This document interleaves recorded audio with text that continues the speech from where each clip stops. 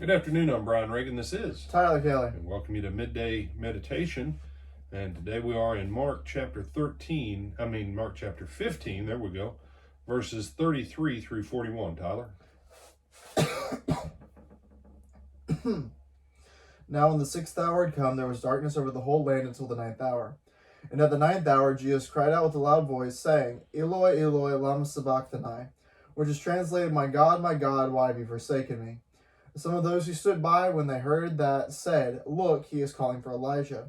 Then someone ran and filled a sponge full of sour wine, put it on a reed, and offered it to him to drink, saying, Let him alone, let us see if Elijah will come to take him down. And Jesus cried out with a loud voice and breathed his last. Then the veil of the temple was torn in two from top to bottom. So when the centurion who stood opposite him saw that he had cried out like this and breathed his last, he said, Truly this man was the Son of God. Now, there were also women looking on from afar, among whom were Mary Magdalene, Mary the mother of James the Less, and of Joseph, and Salome, who also followed him and ministered to him when he was in Galilee, and many other women who came up with him to Jerusalem. All right. And so we have Jesus here. This is obviously the time of his death. And he's quoting the psalm, my God, why have you forsaken me? A lot of different things going on here. Maybe we'll look at that psalm and that issue specifically. But look at Jesus maintaining the integrity of his presence of mind and body, even in death. There is a way to die.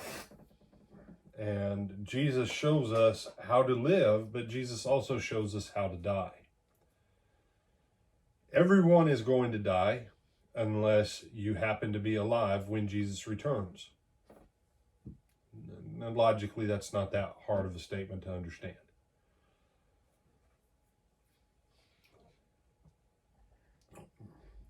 The Christian attitude of death,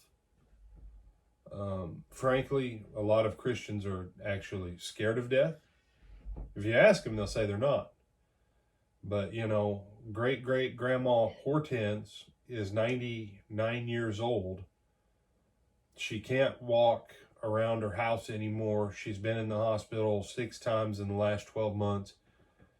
And her children come and they go, please put great-great-grandma Hortense on the prayer list so that she won't die. What? Did you ask great-great-grandma? No, she's ready to go meet the Lord, but we're not ready for her to be gone. So you're the ones who are afraid of death, not great-grandma. Jesus shows us there's a way to die. And it's with presence of mind, and it's with integrity of person. And we don't talk about this, and we don't talk about it because Christians are scared of death. Because when you get down to it, now I'm not saying every single Christian, but overall I've found over the years, most Christians are actually scared of dying. And the lengths that people will go to as Christians to avoid death to eke out another 3 or 6 months. Jesus shows us in how he dies here that how he dies is consistent with how he lived, and how he lived was in obedience to the Father. He lived in faithfulness of his own integrity. And even as people were mocking him and everything else, he never deviated from who he was in dying. And there's a lot I could say on this. But, I like to spare me getting in trouble and Tyler being in trouble by default because he, uploaded the recording. But you really need to ask yourself as a Christian, how will you die? Will it be like Jesus? I'm not talking about the crucifixion. I'm talking about who you are up here and how it manifests during your last days.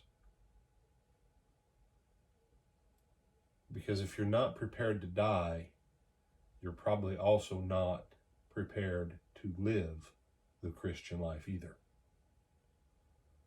The two are inseparable. Any thoughts on this one, my brother? No, sir. You don't want to make any other comments about observations you've had about Christian attitudes of death and dying? Not that won't get me in trouble. Yeah. All right. With that, we'll see you back tonight for our Twilight Talks on the Psalms.